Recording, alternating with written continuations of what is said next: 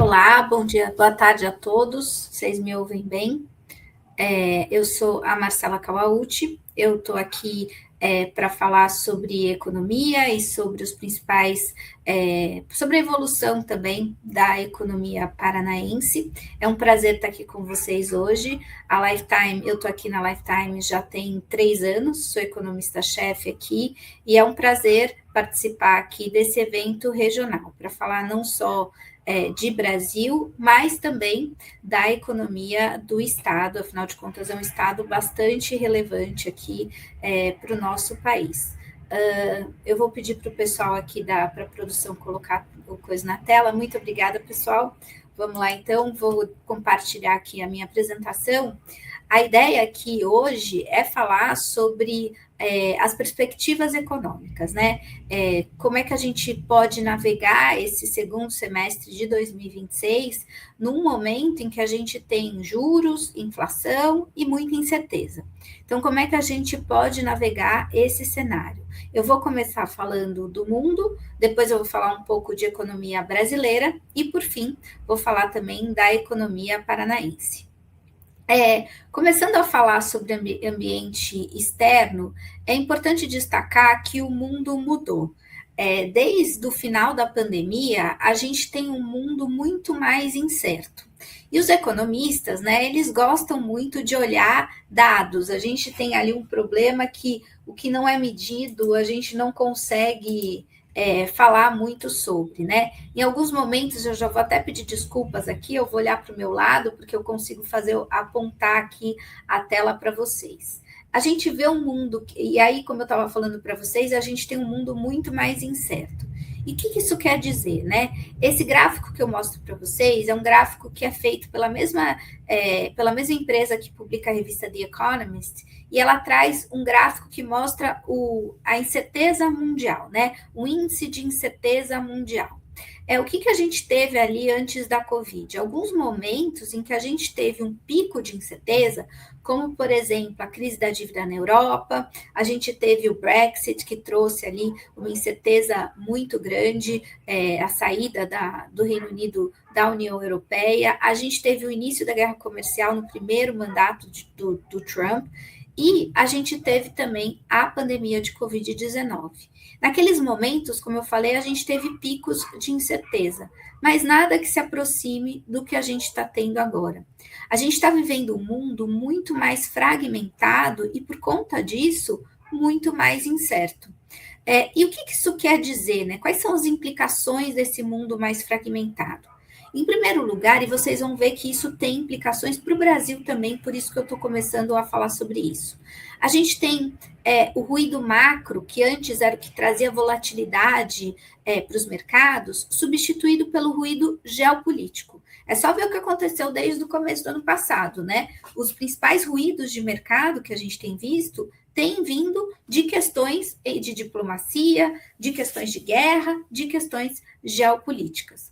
Outra questão importante é que antigamente, quando a gente estava vivendo o período da globalização, os países escolhiam parceiros comerciais por conta do que era mais eficiente.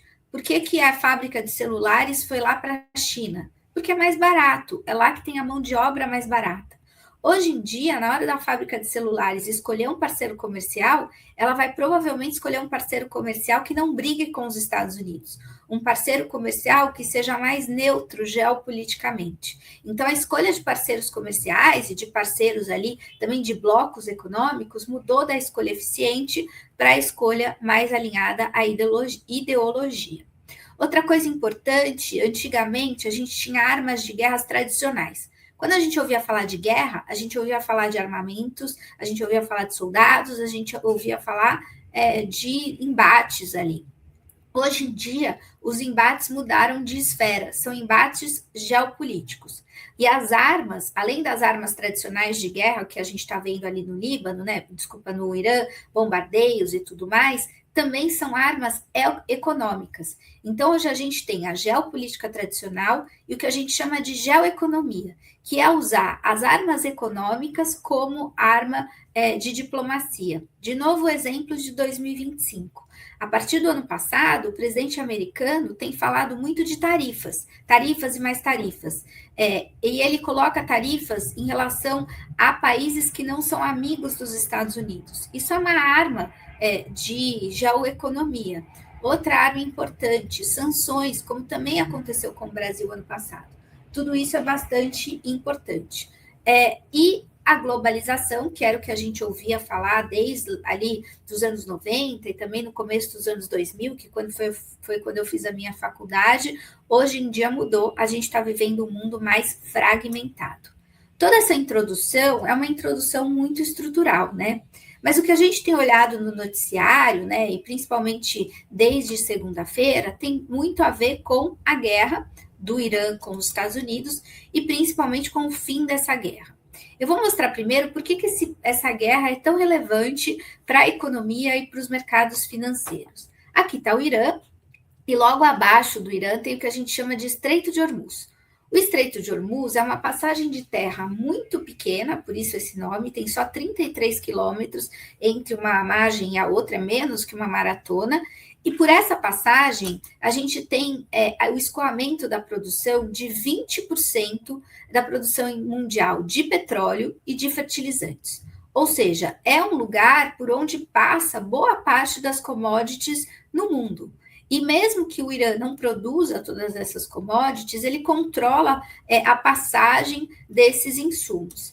E a gente viu desde o começo da guerra o número de embarcações passando ali pelo Estreito de Hormuz caía virtualmente zero. Então, é como se 20% da produção de commodities, né, na verdade, dessas commodities específicas, petróleo e fertilizantes, fosse a zero de uma hora para outra. Isso acabou gerando o que a gente chama de um choque de oferta. Aumentou muito o preço de petróleo, porque com menos oferta para o mundo todo, o valor do petróleo aumentou, e a gente viu o que isso fez com a inflação, tanto nos Estados Unidos como também no Brasil. Mas como eu falei, na segunda-feira a gente teve, na verdade no domingo, né? E aí quando a gente chegou na segunda-feira para trabalhar, essa notícia já estava mais espalhada, a gente teve uma boa notícia. Houve um acordo entre Irã e Estados Unidos para encerrar a guerra. Esse acordo trouxe o preço do petróleo, que tinha chegado a mais de 110 dólares por barril, para 80 dólares por barril. Esse gráfico eu peguei ontem na metade do dia. No final do dia, esse número já tinha chegado, inclusive, abaixo dos 80 dólares o barril, o que é um grande alívio, mas ainda é um valor acima dos cerca de 70, 75 dólares o barril, que é o que estava vigente antes da guerra. E por que o preço do barril do petróleo não voltou para o patamar anterior à guerra? Porque essa negociação, ainda que ela seja muito bem-vinda, ela não é completa. Eu gosto de dizer que a guerra chegou ao fim, mas não acabou. E por quê? A negociação prevê 60 dias de cessar-fogo, ou seja, Estados Unidos e Irã vão parar de se atacar. Além disso, prevê a reabertura do Estreito de Hormuz. O presidente Donald Trump, inclusive, prometeu que o Estreito de Hormuz estaria totalmente reaberto até sexta-feira, ou seja, daqui a 2 dias, e prevê também que as negociações em relação ao programa nuclear iraniano iam ficar para uma segunda etapa. Então, ali tem quase que um memorando de intenções e não uma negociação total. Além disso, o mercado não tem ali acesso ao acordo que foi feito. Tudo isso que a gente está falando, que eu estou falando para vocês, é o que a gente tem acesso via imprensa, mas os dois países ainda não divulgaram uma declaração conjunta. Além disso, tem alguns pontos ali importantes que não foram pacificados ainda. O primeiro deles eu já falei, a questão do programa nuclear iraniano. Isso ficou para depois. Então, eles vão começar a discutir um assunto bastante espinhoso só depois. Outra coisa que não está claro é se o Irã vai começar a cobrar uma taxa de navegação pelo Estreito de Hormuz, ou seja, se ele vai cobrar uma espécie de pedágio. A gente não sabe nem se e nem quanto vai ser cobrado. Isso é importante porque essa taxa de navegação também pode aumentar ou diminuir o preço de petróleo em relação ao que a gente tinha ali antes da guerra. E para terminar, como se não fosse suficiente, a gente ainda tem mais um imbróglio, que é uma guerra paralela que acontece ali no Oriente Médio, que é a guerra entre Hezbollah e Israel, entre o Líbano e Israel.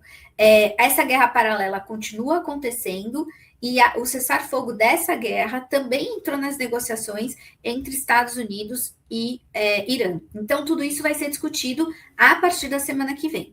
Por que eu estou dizendo isso? A gente teve um alívio importante no preço do petróleo com o anúncio do fim da guerra, ufa, mas a guerra chegou ao fim, mas não acabou. Essas novas negociações podem trazer também muita volatilidade e provavelmente a gente vai conseguir continuar ouvindo falar sobre a guerra nos próximos dias, tá? Então não se assustem se isso voltar ao noticiário. Não quer dizer que a gente voltou para o patamar da semana passada, quer dizer só que a gente está ainda nessa fase que já era esperado.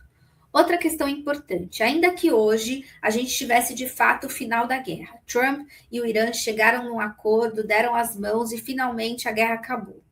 A normalização logística das cadeias de produção, que ficaram mais de 100 dias paradas e que tiveram, inclusive, bombardeios nas refinarias de petróleo, elas não são normalizadas de uma vez só.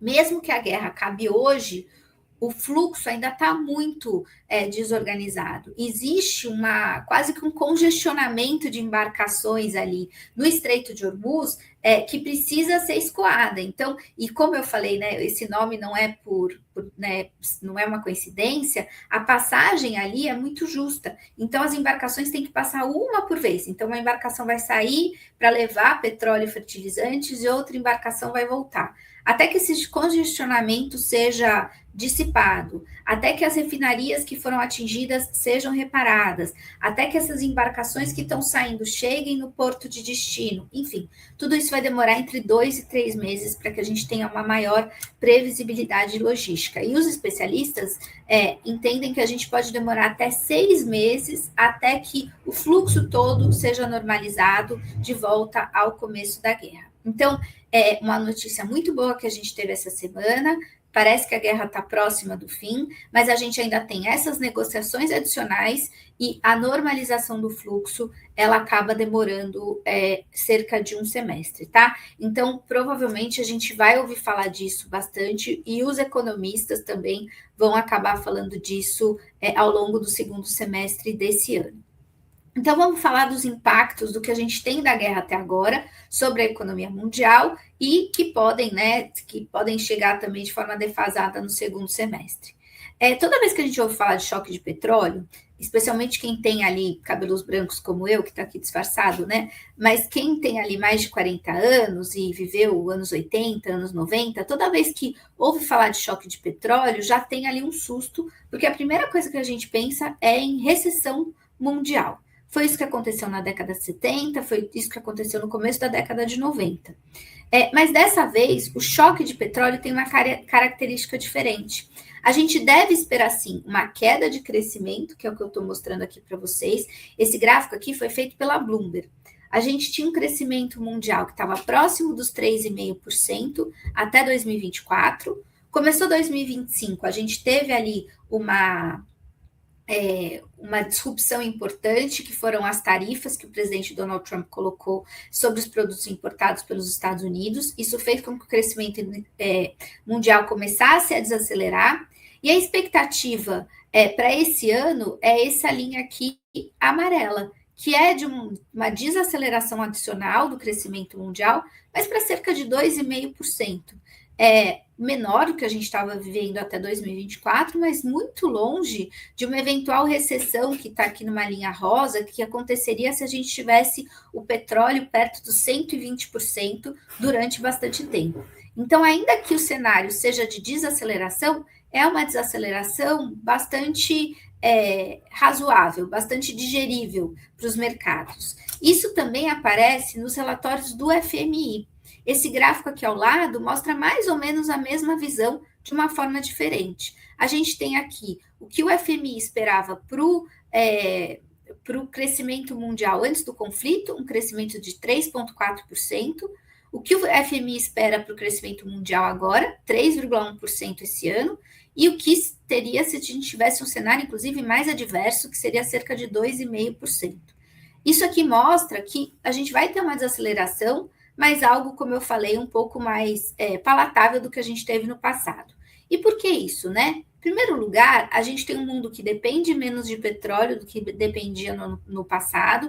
É só a gente ver aqui no Brasil o quanto aumentou o número de carros elétricos, né, em relação ao que a gente tinha cerca de 2 anos atrás, que a gente quase não via isso. Outra coisa importante, a gente tem também uma confluência de fatores positivos, que são a confluência de fatores vindas da adoção de inteligência artificial. Desde o ano passado, com mais força, o mundo todo está adotando muita inteligência artificial. E aí eu também trago exemplo para o nosso dia a dia. Hoje em dia, todo mundo tem no celular, cada pessoa tem no celular um aplicativo desses de inteligência artificial. Às vezes 2 ou 3, porque para cada tarefa do dia a gente usa um aplicativo diferente. Isso faz com que parte da economia americana continue andando muito bem, ainda que a parte da economia americana e economia mundial também esteja ali meio como se fosse congestionada, meio parada, porque depende do petróleo que está mais caro. A outra parte, que depende da inteligência artificial, continua crescendo muito forte, porque a adoção de inteligência artificial traz muita produtividade. Então, isso acaba ajudando o crescimento mundial a se manter num patamar bastante razoável. Qual que é o principal canal de condução, então, da guerra para as economias ao redor do mundo? A inflação. Então, vocês vão me ouvir falar muito de inflação daqui para frente, porque esse é o canal de transmissão do choque de oferta para as economias, não só para Estados Unidos, Europa, mas também para o Brasil. Aqui eu mostro também, então, as revisões de inflação do FMI. Eles tinham uma expectativa de que o mundo fosse ter uma inflação ali perto de 3,9% antes do conflito. Esse número passou para 4,4% esse ano. E tem uma coisa interessante. Para o crescimento mundial, o FMI não revisou o crescimento mundial para o ano que vem. Nem o FMI e nem a Bloomberg, aqui para o final do ano passado, está muito parecido com o que se previa anteriormente. Mas no caso da inflação, essa sim, ela deixa respingos também para o ano que vem. Isso é importante dizer porque o fato do mundo todo ser mais inflacionário por conta da guerra fez com que o mundo todo também tivesse uma revisão nas curvas de juros. A gente viu o mundo todo, uma reprecificação das curvas de juros no mundo todo. Afinal de contas, os bancos centrais que estavam baixando os juros ali ao redor do mundo começaram a ficar alerta com a inflação e pensaram, bom, eu vou talvez precisar subir um pouco os juros para segurar esse repasse do choque de commodities para o restante da economia. A gente já viu isso acontecer em 2 bancos centrais de países desenvolvidos. O Banco Central Europeu, na semana passada, e ontem o Banco Central japonês. Ambos subiram os juros já de uma forma bastante mudando ali a reprecificação em relação ao que a gente tinha antes da guerra. Gente, eu esqueci de falar uma coisa aqui no começo, peço inclusive desculpas, eu tinha combinado até com o pessoal da produção. Se alguém tiver alguma pergunta, vocês podem mandar no chat, porque aí no final a gente vai eleger 2 ou 3, a depender do tempo que a gente tenha para responder, tá? Estou vendo o pessoal aqui comentando, mandando boa tarde, agradeço. Ali já tive até elogios, fico muito contente, mas também, se tiverem alguma pergunta, fiquem super à vontade. E aí, como eu falei, o mundo mudou, certo? A gente tem um mundo mais incerto, a gente tem um mundo ali cheio de solavancos vindos da geopolítica e da geoeconomia, mas o racional do investidor não mudou. Os investidores ao redor do mundo, eles ainda querem equilibrar risco e retorno, ou seja, eles querem o maior retorno possível, de forma que eles tenham o menor risco possível. Isso é o que o investidor faz a vida toda. E nesse cenário, em que os Estados Unidos são a principal fonte de incerteza ao redor do mundo, o Brasil acaba se tornando uma oportunidade. O que eu quero dizer com isso? Aquela história do risco-retorno. Eu vou fazer aqui uma brincadeira. Quem me conhece ao vivo sabe que eu sou uma mulher muito baixinha, eu tenho 1,5 m. Vamos dizer que eu ande com pessoas muito mais altas do que eu. No relativo, parece que eu sou ainda mais baixinha. Se eu estou andando com pessoas de 1,60 m, a sensação que eu tenho é que eu não sou tão pequena assim. Eu não mudei, eu continuo com a mesma altura, mas se as pessoas que estão andando comigo são um pouco mais baixas, no relativo, eu não fico tão baixinha assim. Por que eu trouxe essa análise? Porque o mundo todo ficou pior, o mundo todo ficou mais incerto. O nosso país não mudou, continua ali sendo colocado como um país mediano. Só que isso acaba, como a gente tem um mundo que está mais incerto, é como se o mundo todo se tornasse um aluno pior, um aluno menos que vai pior na prova, vamos dizer assim. Isso acaba fazendo com que a gente tenha, então, o Brasil como oportunidade nesse cenário. Eu trouxe aqui um gráfico para mostrar isso para vocês. Esse gráfico mostra no eixo aqui horizontal os juros reais, ou seja, quanto cada país está pagando acima da inflação, e aí você já tem aqui a parte do retorno. O Brasil, com juros de 15%, 14%, 15%, tem o maior juros reais, ou seja, descontado a inflação, maior juros em comparação com esses outros países selecionados que eu trouxe aqui. E no eixo vertical, eu tenho o rating da dívida, ou seja, uma análise de risco ali de cada um dos países. Dá para ver que nesse grau especulativo, e que está aqui no mapa, né, no gráfico, Brasil, Turquia, África do Sul, México, Índia, a gente está com um risco muito alto, um retorno muito alto e um risco muito parecido com esses outros países. Bom, o investidor estrangeiro olha para Estados Unidos com mais desconfiança, o mundo todo está mais incerto. Onde é que eu vou colocar meu dinheiro? Nesse cenário, o Brasil começa a aparecer ali um país um pouco melhor, e de novo, não é porque a gente melhorou muito. Teve alguns avanços institucionais, especialmente a partir de 2016, mas não é que a gente melhorou de sobremaneira, é que o mundo ficou mais incerto. E aí a gente vê entrada de dinheiro por aqui, porque a gente tem juros mais altos, tem esses avanços institucionais que aconteceram desde 2016. Um exemplo importante é o Banco Central Independente. Outro exemplo bacana é a questão de âncora fiscal, ainda que a nossa âncora fiscal precise de muitas melhorias, a gente já tem isso. Tem um mercado financeiro maduro, que é o que a gente chama de financial deepening, tem neutralidade geopolítica, especialmente porque a gente está distante de todos esses conflitos, e temos muito recurso natural. A gente sabe commodities agrícolas, a gente tem florestas, a gente tem indústria extrativa, e a gente tem também a questão das terras raras, que começaram a ser falado de uma forma muito mais forte. Isso faz com que o capital, de fato, migre bastante para o Brasil. E a gente acaba vendo isso no câmbio. O que explica o nosso real, que estava lá em 2024 em 6,20, que chegou agora em R$5 ou 5,5, enfim, em volta dos R$5? Principalmente a desvalorização do dólar. O dólar ficou mais fraco no mundo todo, e aí eu mostro um gráfico aí, esse DXY é a moeda americana, o dólar, contra uma cesta de moedas ao redor do mundo. Aí tem tudo, tem euro, tem libra esterlina, tem iene japonês, enfim, as principais moedas ali de países que transacionam com os Estados Unidos. E aí a gente tem, então, o dólar se desvalorizando por conta da incerteza nos Estados Unidos e as outras moedas se valorizando. Mas, como eu mostrei para vocês, o Brasil virou ali uma oportunidade nesse cenário, e dá para ver que a gente tem uma queda importante, né, uma valorização importante do real, e por isso que a gente chegou ali no cerca de 5 e pouco. Depois ele foi para 5,20, no pior momento da guerra, mas já voltou ali para o patamar dos R$5. Isso é bastante relevante, né, para a gente. Inclusive, na última semana, depois que o real chegou em 5,20, a gente teve uma valorização importante, porque o fim da guerra também beneficia ativos de risco, e aí eu estou falando também de Brasil, porque o fim da guerra não coloca fim às incertezas vindas dos Estados Unidos. Então, no final das contas, todo esse imbróglio internacional acaba trazendo alguma vantagem por aqui. E o dólar o real mais valorizado acabou ajudando bastante a nossa inflação. Olha só o que aconteceu com o IPCA, que é o que a gente chama de inflação oficial. Nesse gráfico aqui, eu estou apontando aqui para vocês o final de 2024, quando a inflação brasileira chegou acima dos 5,50, e a partir daí, quando o dólar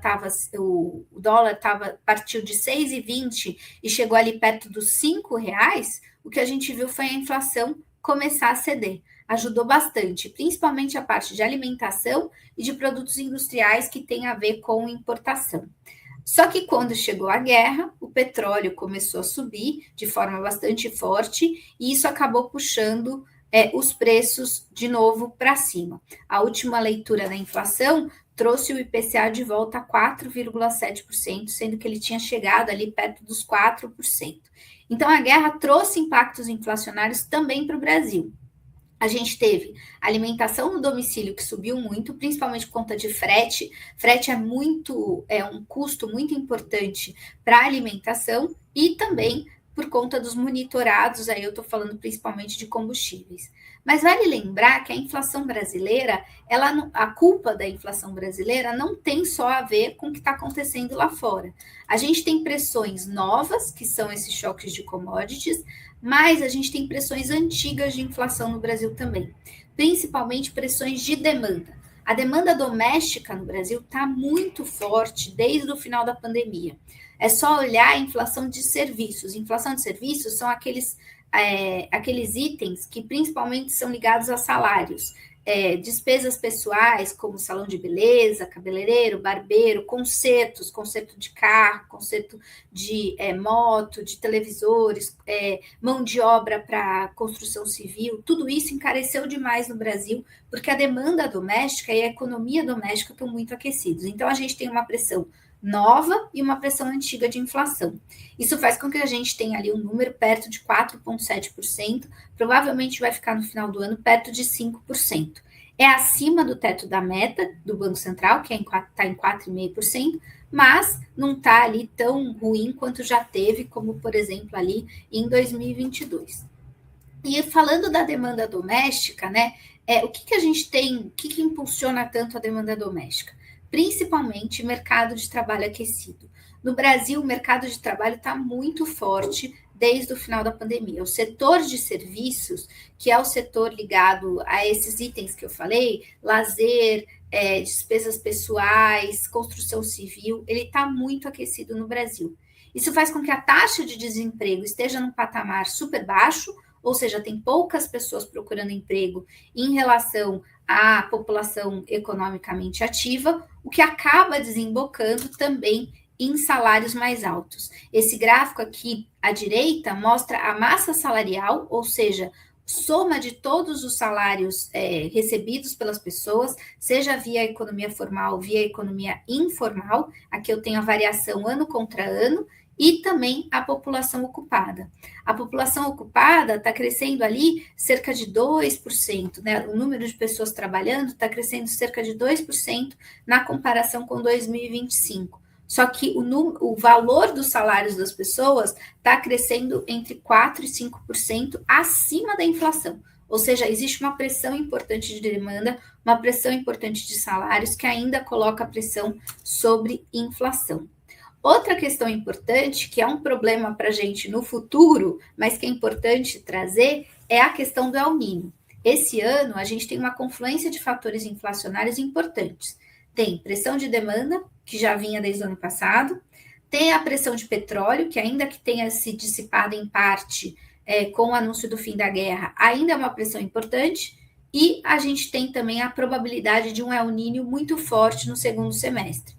O El Niño é um evento que acaba mudando as temperaturas e o regime de chuvas, e no Brasil a gente sabe como isso afeta as safras, e aí a gente pode ter um aumento de preços de alimentação, não só no Brasil, como no mundo todo, tá? O último El Niño que a gente trouxe uma elevação importante de preço de alimento também no hemisfério norte. Então, é importante a gente ficar de olho nisso, porque essa confluência de fatores deve fazer com que a gente tenha inflação ali perto dos 5% ao final de 2026. Mas nem tudo são notícias ruins. Como eu falei, a guerra teve, o principal canal de contágio da guerra é a questão da inflação, mas o Brasil se beneficia em alguns pontos. Eu já mostrei para vocês a questão do câmbio, né? O Brasil tem um fluxo importante de capitais por conta da incerteza vinda dos Estados Unidos, mas a gente também tem um fluxo importante de capitais por conta de balança comercial. O Brasil é um exportador líquido de commodity de energia, ou seja, de petróleo, e é um exportador líquido também de commodities agrícolas, que têm ficado mais caras por conta dos fertilizantes. Ou seja, o que a gente exporta está mais caro. Isso quer dizer fluxo de entrada de dólares para o Brasil. Mesmo com o fim da guerra, o petróleo não voltou para aquele patamar dos $70 o barril. Então, a gente ainda está exportando, as coisas que a gente está exportando ainda estão mais caras. Isso ajuda a balança comercial e o fluxo de dinheiro para cá. Outra coisa importante, a indústria extrativa no Brasil, quando a gente soma só a parte de petróleo, mais toda aquela indústria adicional, e aí eu estou falando de transportes, estou falando de serviços financeiros ligados ao petróleo, enfim, todas as atividades acessórias, a gente tem quase 10% do PIB aí. Se o petróleo está mais caro, também essa indústria pode se beneficiar. E para terminar, a melhora dessa indústria extrativa também traz mais receita fiscal para o governo. Afinal de contas, parte da arrecadação do governo vem de royalties de petróleo, de dividendos da Petrobras e de impostos dessa indústria extrativa. Então, a gente tem ali alguns vetores de compensação importantes para a economia brasileira nesse primeiro semestre de cenário adverso, cenário internacional adverso, e que podem ter efeitos também sobre o segundo semestre. Agora, tem uma questão importante, que é um problema no Brasil, desde que eu entrei na faculdade, e assim continua sendo, que é a questão fiscal.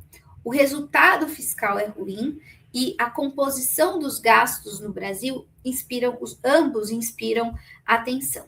Vou mostrar aqui, eu tenho aqui as despesas do governo em percentual do PIB. É como se eu olhasse ali qual que é o tamanho do que o governo gasta em percentual, né, em relação ao tamanho da nossa economia.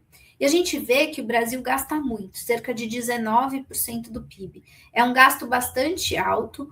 Houve alguma tentativa de diminuir esse tamanho de gasto lá em 2016, 2017, depois, logo depois da pandemia, quando a âncora fiscal obrigava o governo a retrair os gastos para compensar o ano de 2020, que teve gastos mais altos, mas depois o Brasil voltou ali para o patamar de 19% de gastos. E a composição dos nossos gastos é também muito ruim. Vou dar alguns exemplos aqui, todos esses números, de novo, estão em percentual do PIB. O primeiro exemplo é que a gente ainda gasta em benefícios previdenciários, cerca de 8% do nosso PIB. Mesmo com a reforma da Previdência, o gasto com aposentadorias e pensões ainda é muito elevado. Além disso, a gente tem um problema importante em programas de transferência de renda, que aumentaram ali 4 vezes em relação ao que a gente tinha antes da pandemia. Isso é importante dizer porque, assim, o Brasil é um país muito pobre, os programas de transferência de renda são essenciais e fundamentais num país como o que a gente tem, mas o desenho desses programas podia ser mais eficiente e de forma, né, que a gente tivesse ali, por exemplo, uma porta de saída, ou que os grupos que precisam mais recebam mais e grupos que não precisam possam sair ali dessa dependência. Tudo isso seria muito importante. E além dos gastos, da composição obrigatória dos gastos ser muito ruim, a gente tem também uma diminuição grande das despesas discricionárias. O que é isso? A gente tem vários gastos carimbados pelo governo federal, que ele não tem o que fazer, ele tem que fazer aqueles gastos por força de lei, e aí o que sobra são os gastos discricionários, que aí ele pode colocar no que precisa mais para aquele ciclo econômico, é o gasto que ele pode fazer ali de forma contracíclica, e isso está sendo apertado cada vez mais. Em 2010, por exemplo, esses gastos eram cerca de 3% do PIB. Hoje em dia é só 1,5%. Então, o governo tem pouca margem de manobra para fazer esses ajustes. E o governo acaba escolhendo, inclusive, né, a escolha do governo acaba sendo, inclusive, muito ruim. A gente teve, por exemplo, aumento de impostos muito grande nos últimos 5, 6 anos, mais forte ali nos últimos 3 anos. A escolha de fechar as contas públicas não tem sido pela contenção de gastos, tem sido, sim, pelo lado do aumento da receita. Isso acaba, em algum momento, não sendo... Isso não é... esqueci a palavra. Isso não consegue ser levado por muito tempo, né? Não dá para você contar com a receita doméstica, né, aumentando para fazer frente aos gastos. Se a gente tiver, por exemplo, uma queda de PIB, essa receita pode diminuir e aí os gastos acabam ficando sem o orçamento ali necessário. Então, as escolhas que foram feitas foram muito ruins e a gente tem um fiscal ruim no macro, ou seja, o quanto a gente gasta, e também no micro.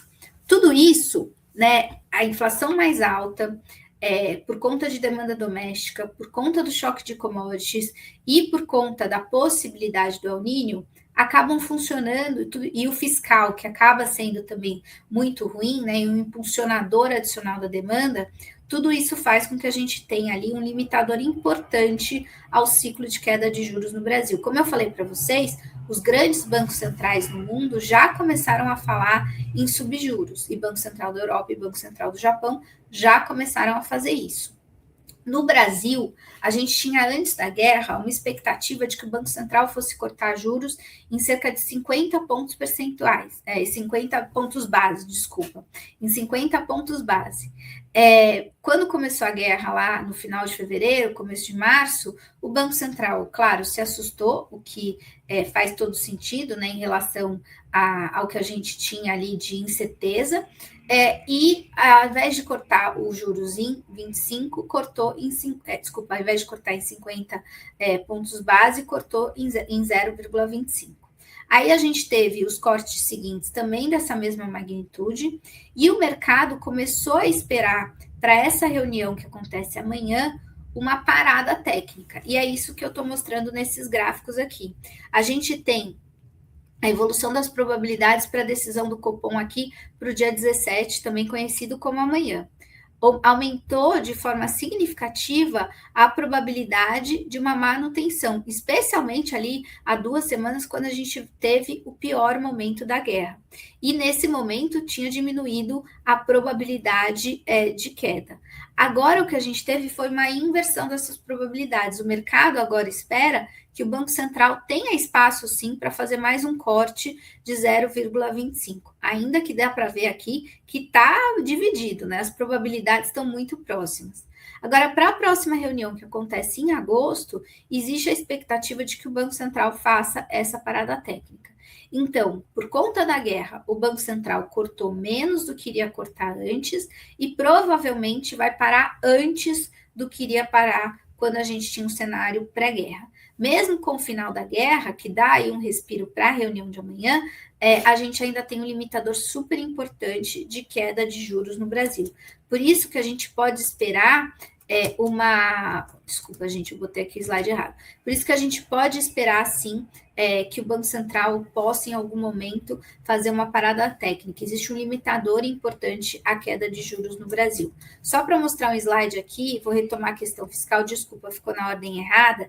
Eu falei que o governo federal, ele às vezes faz as escolhas de aumentar receita ao invés de cortar gastos. Esse gráfico aqui mostra o que eu falei para vocês, aumento de imposto. Mais especificamente, aumento de imposto sobre capital, que é o que a gente acaba olhando com um pouco mais de cuidado para os nossos clientes. O que a gente tem aqui? Eu tenho aqui nesse gráfico mudanças de impostos de tributação de capital desde 1993 até 2025, obviamente a gente ainda não tem isso fechado para esse ano, e eu marquei aqui as alterações que são positivas, estão em verde, e negativas, que estão aqui em azul. Nos últimos 3 anos, a gente teve 5 alterações, todas elas pro negativo, e foram mais alterações do que a gente tinha tido nos 10 anos anteriores. Ou seja, isso é meio simbólico em relação à escolha do governo de arrecadar mais ao invés de cortar os gastos. E a gente tem, além de toda essa questão de incerteza em relação ao cenário externo e a questão da inflação aqui no Brasil, um complicômetro adicional, né, que é a questão das eleições. As eleições no Brasil, elas sempre colocam volatilidade adicional na questão dos mercados e na previsibilidade que a gente tem em relação ao que pode vir nos próximos 4 anos. Faltam só 4 meses para a eleição, então falta muito pouco para esse momento chegar, mas a gente tem marcos ali importantes. a gente tem em agosto o começo da campanha. E antes disso, entre o final de junho e o começo de agosto, desculpa, o final de julho e o começo de agosto, o registro final das campanhas. Por que isso é importante? Porque até lá a gente vai ter que ter definições que ainda não foram feitas, como, por exemplo, os partidos que vão se aglutinar em torno de um determinado candidato, as escolhas de vice-presidentes que ainda não estão claras, isso pode mudar a voto, como aconteceu em 2022. Então, tem muita coisa para acontecer nesses 4 meses, né? A gente fala 4 meses, parece pouco tempo, mas quando a gente fala em ano eleitoral, 4 meses, a gente consegue ver muita coisa acontecer. E esse ano a gente tem uma perspectiva de eleição muito diferente do que a gente tinha em 2022. Não dá para comparar, ainda que os candidatos sejam candidatos, um dos candidatos já estava lá em 2022, o outro é filho do candidato que já estava lá, então ainda que a gente tenha candidatos muito parecidos, né, a polarização é muito parecida com o que a gente tinha lá em 2022, o brasileiro dessa vez vai votar diferente. Eu peguei ali na pesquisa Quest quais são as maiores preocupações do brasileiro e fiz a comparação. Em 2022, a maior preocupação do brasileiro girava em torno de economia e de saúde e pandemia. Afinal de contas, a gente estava vivendo a ressaca da crise sanitária. Corrupção e violência vinham lá atrás. Dessa vez, a economia foi para o 5º lugar, ou seja, o brasileiro está com uma sensação térmica relativamente boa. A economia está andando, o desemprego está baixo, a inflação subiu um pouco, mas ainda assim não está num patamar super elevado, e violência e corrupção estão ali em primeiro lugar. Então, as discussões vão ser diferentes. Só isso já faz com que a gente tenha mais imprevisibilidade em relação a essa eleição. E as pesquisas ainda estão muito próximas. A gente vê ali alguma mudança, né? Um candidato passa para o primeiro, outro passa, mas a gente ainda tem as pesquisas mostram cenários ainda muito apertados. Hoje em dia, a diferença entre os candidatos no segundo turno está somente 5 pontos percentuais. Lá em 2022, nessa mesma época, faltando 4 meses para a eleição, a diferença era de mais de 10 pontos percentuais. E naquela época, o presidente ganhou por cerca de 1,5 ponto percentual, ou seja, 2 milhões de votos.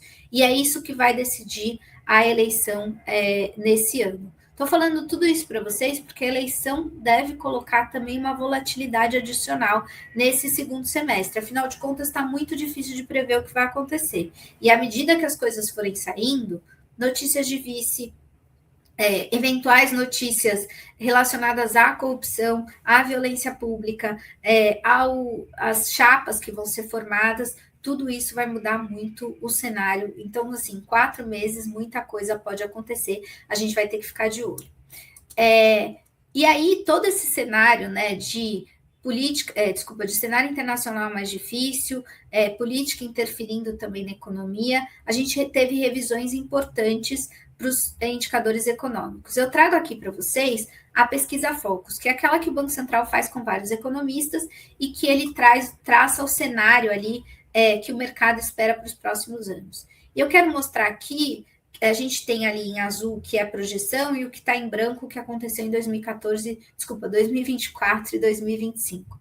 A gente tem, então, uma expectativa que era de Selic caindo esse ano, e continua a expectativa de queda da Selic, mas ao invés dos juros chegarem a 12, provavelmente eles vão ficar ali mais perto de 13,5, 14 do que de 12. Mais importante dizer que o cenário de queda de juros continua. Ele só muda um pouco a forma como esses juros vão cair. Eles vão cair mais devagar. O cenário para a inflação, de novo, estou falando de inflação várias vezes. Esse sim é um cenário que mudou bastante. A gente deve ter um IPCA ali, como eu falei para vocês, perto de 5%. E a expectativa antes da guerra era de uma inflação que ficasse abaixo dos 4% esse ano.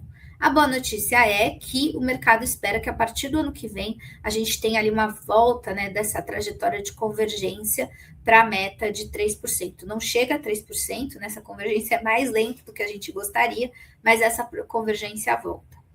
Outra coisa importante, o câmbio tem sido revisado fortemente para baixo. O câmbio tem surpreendido os economistas desde o ano passado de uma forma positiva, ou seja, câmbio real mais valorizado do que o antecipado. E o mercado tem mostrado isso por conta dessa enxurrada de dólares que tem entrado na nossa economia. E olha que interessante, pouquíssima revisão de PIB. O PIB brasileiro continua bastante forte. O mundo desacelera por conta da guerra, mas o Brasil tem ali aqueles vetores de compensação que eu mostrei para vocês. E aí, só para terminar, é importante dizer como o Paraná se posiciona nesse cenário, né? O Paraná é uma economia bastante forte, é um pilar importante da economia brasileira. É o quinto maior PIB no país, representa cerca de 6% de tudo que o Brasil produz e tem uma importância super importante, é muito bom, né? Uma importância super grande na questão da agricultura. Cerca de 14% das exportações de produtos brasileiros são feitas pelo Paraná. Então, ainda que o PIB seja 6%, a importância na exportação do agronegócio é ainda maior, com destaque para a soja, tem proteína animal e também o milho. Isso faz com que a importância logística da região seja muito grande, né? Toda vez que a gente tem ali um destaque no agronegócio, aquela região também acaba se destacando na questão logística. Afinal de contas, não tem como você produzir sem fazer o escoamento de produção. E aí o Porto de Paranaguá está entre os 3 maiores do país. Tudo isso faz com que o PIB do Paraná seja bastante importante e bastante diversificado. E por que eu estou falando isso? Porque isso acaba ajudando o Estado a ter quase que um colchão que mitiga esses efeitos mais complicados da guerra. Eu trouxe aqui as perspectivas e os desafios que valem para o Brasil, mas com mais especificidade para a economia paranaense, porque eles têm a ver com o que eu falei ali sobre a economia. Quais que são os riscos desse cenário, os impactos disso no curto prazo? Bom, a gente teve alta de preços de commodities agrícolas, né, que acabam beneficiando as exportações, então também o Paraná exporta fica mais caro, isso traz mais dinheiro. Por outro lado, é claro que tem ali uma pressão de custos, principalmente de fertilizantes, mas ele é compensado em parte pelo aumento dos preços de commodities internacionais. Por outro lado, existe um risco importante que é da volatilidade cambial, não por conta de fluxo de entrada de dinheiro, mas principalmente por conta das eleições. Para quem exporta bastante, a volatilidade cambial acaba sendo uma questão relevante. A gente tem, inclusive, clientes que acabam fazendo hedge cambial nesse momento para conseguir segurar essa volatilidade. E o risco de desaceleração mundial, ainda que ele não seja um risco gigante, eu mostrei para vocês, é importante e precisa ser levado em conta. Mas para o longo prazo, existem oportunidades estruturais importantes que vão além da questão conjuntural de curto prazo. Em primeiro lugar, né, se você tem uma região que tem diversificação de produtos, né, enfim, tem uma base exportadora importante, e elevação de produtividade, no Brasil, quando a gente olha por setores, o setor agrícola é o que tem aumentado a sua produtividade de forma mais robusta, isso acaba ajudando também a proteger de choques externos. Afinal de contas, mesmo que o mundo desacelere, que as coisas estejam um pouco mais difíceis, essa questão de produtividade maior acaba segurando um pouco, mitigando um pouco esse efeito. E uma outra coisa importante que eu falei lá no começo, o mundo mudou e a escolha de parceiros econômicos tem sido feita mais de forma de alinhamento ideológico do que, por exemplo, por conta só de eficiência. Isso acaba ajudando muito o Brasil e os setores exportadores brasileiros, porque, como eu falei, o Brasil tem ali uma neutralidade ideológica que acaba sendo importante, uma distância de conflitos geopolíticos que acabam facilitando a atração de parceiros comerciais internacionais. E aí, só para terminar, o que a gente tem que olhar agora nesse segundo semestre do ano, né? Em primeiro lugar, como é que vai ser a geopolítica e a geoeconomia? Parece que a guerra acabou, ufa, mas como eu falei para vocês, algumas coisas ainda precisam ser discutidas e provavelmente o presidente americano vai continuar colocando ali incerteza em relação à diplomacia mundial. Ele já voltou a falar de tarifas sobre o Brasil, na semana passada voltou a falar sobre tarifas em relação à Europa, provavelmente esse noticiário vai continuar bastante robusto. A forma como os Estados Unidos reagem a tudo isso Por enquanto, a economia americana tem sido bastante resiliente. A política vai ser um elemento importante. Eu coloquei aqui o Brasil, a gente já falou disso, mas tem eleições também nos Estados Unidos, eleições para o Congresso americano. E o presidente americano precisa recuperar sua popularidade para manter o seu Congresso ao seu lado nesses últimos 2 anos de mandato. Tem muita gente que diz que ele quer terminar com a guerra logo para conseguir segurar a inflação lá nos Estados Unidos e manter a sua popularidade. O ciclo de juros no Brasil, como eu falei para vocês, o Banco Central teve que adiar um pouco o corte mais forte de juros por conta de tudo isso que está acontecendo, e a evolução da economia brasileira, que por enquanto continua bastante resiliente. E como esses fatores, né, essas flechas ali estão aqui, essas flechas estão aqui de propósito, porque a mudança de um desses fatores afeta os demais, e a gente vai ter que ficar de olho em tudo isso nesse segundo semestre do ano. E é isso. Quero abrir aqui para o pessoal que tiver alguma pergunta. Tem um QR Code também na tela, se vocês quiserem, para mandar perguntas por WhatsApp, caso não consigam colocar aqui no chat. Eu não consigo, deixa eu ver se eu consigo entrar aqui. Consigo ver o chat sim aqui. Tem uma pergunta legal aqui, a Celina está fazendo a curadoria das perguntas, que ela também aqui é da Lifetime, então eu vou por isso ler a pergunta dela, que ela deve ter recebido de algum de vocês. Considerando as incertezas fiscais e políticas do Brasil, qual risco o empresário paranaense deveria monitorar mais de perto para proteger seu patrimônio e seu negócio? Quando a gente fala de incerteza fiscal e incerteza política no Brasil, isso tem um impacto muito importante em relação à curva de juros e em relação a câmbio.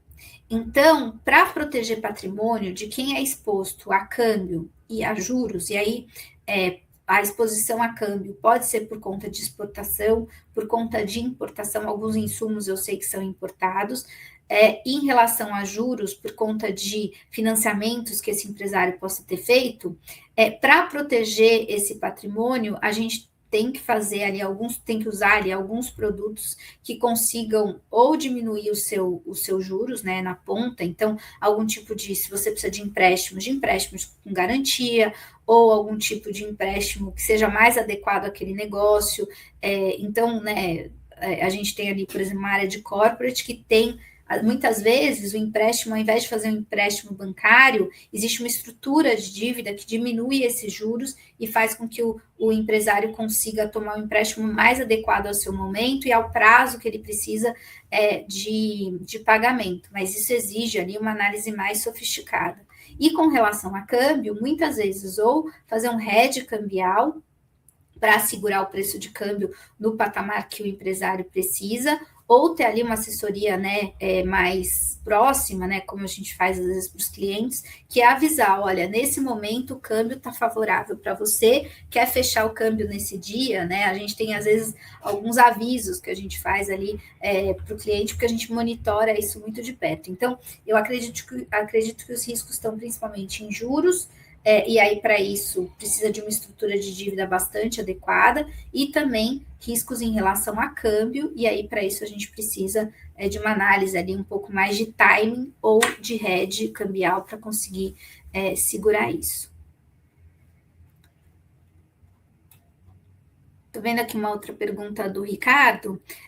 Diante do atual cenário de juros e inflação, qual é a recomendação para empresários que estão avaliando expandir operações ou realizar novos negócios e investimentos em 2026? Bom, parece que o cenário internacional ele está um pouco mais brando, mas a gente ainda tem muita incerteza vinda de Estados Unidos, então, a depender do parceiro comercial, é importante ter uma análise bastante criteriosa, porque Estados Unidos ainda estão trazendo bastante solavanco para o mundo como um todo. Então, primeiro, uma análise em relação a parceiros comerciais estrangeiros, e, em segundo lugar, análises em relação ao tipo de negócio que você faz. O que eu quero dizer com isso alguns negócios são fortemente impactados pelas eleições, e aí seria, né, ideal esperar ver o que vai sair das urnas em 2026, e é importante deixar claro uma coisa que eu esqueci de falar durante a apresentação, que quando a gente fala de resultado das urnas, a gente fala muito de eleição presidencial, mas vai ser muito importante olhar o resultado das urnas em relação às eleições regionais também. A gente tem eleição para para governador, deputados e senadores. Então, as eleições regionais são muito importantes e também as eleições do Congresso Nacional. O Congresso Nacional pode funcionar como um contraponto ou como um encorajador do presidente. Então, a depender de como sair o resultado do Congresso, a gente pode ter um cenário mais para lá ou mais para cá. Então, entender se, falando de expansão, entender se esse negócio é mais ou menos afetado pelos resultados das urnas. Os negócios que são menos afetados pelos resultados das urnas, e aí eu estou falando de forma geral, sem entrar ali no micro, né, de cada negócio, esses que têm menos, que são menos impactados, eles acabam tendo uma perspectiva majoritariamente positiva, porque a economia brasileira continua indo muito bem. A expectativa de crescimento do PIB para esse ano é cerca de 2%, que é bastante depois de crescer acima de 3% durante vários anos consecutivos depois da pandemia. Agora, se é um negócio que pode ser afetado ali pelo resultado das urnas, talvez seja a hora de fazer as análises e esperar talvez um pouco até que o resultado venha, para que, né, o caminho traçado seja um pouco mais assertivo. Deixa eu ver se tem alguma outra aqui, alguma outra pergunta. Deixa eu agradecer aqui aos elogios que eu estou vendo que o pessoal tá trazendo aqui.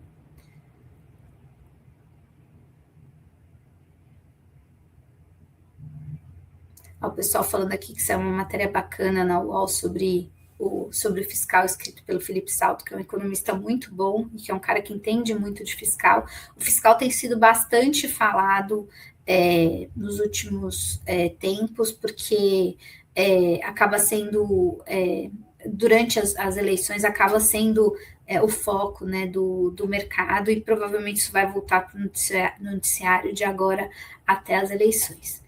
Bom, acho que não tem mais nenhuma outra pergunta aqui, então eu vou agradecer a todos vocês pelo tempo de vocês, por ficarem aqui comigo até o final.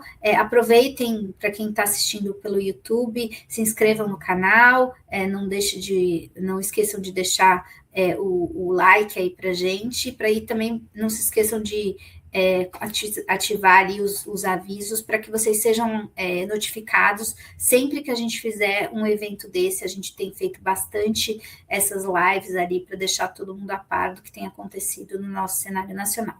Muito obrigada a todos e fiquem de olho para os próximos.